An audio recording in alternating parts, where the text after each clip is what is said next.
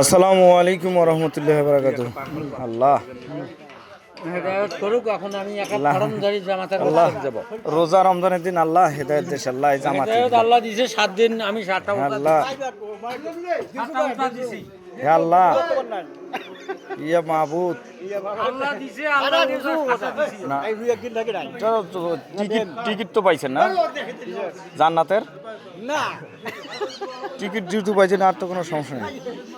Ticket পাইছেন তো না বাবা? টিকিট পাইছেন? এই আবুল চা কয়খান টিকিট পাইছে টোটাল বাড়ির জান্নাতের? জান্নাতের জানাতের টিকিট আমরা কি করে দিই?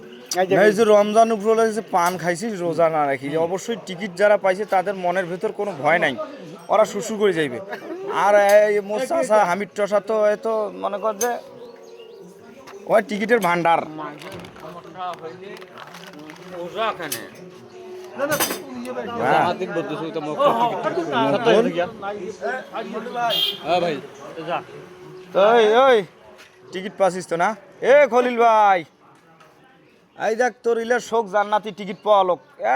রমজানের দিন এখানে সুন্দরভাবে পান খাইছে, পান সিগারেট এক, এটা কোনো সমস্যা নেই। ওটা আল্লাহ তোমরা করেন কেন? ও আল্লাহ আমরা করলে কন্য হয়, আমরা তো আর করি নাই। ও বাবু আমার ও আল্লাহ তোমরা করবেন কেন? আরে খলিল ভাই টিকিট বেচা পার্টি আমরা আমার জান্নাত পাই আর না পাই, আলহামদুলিল্লাহ আল্লাহ বাঁচাইছি।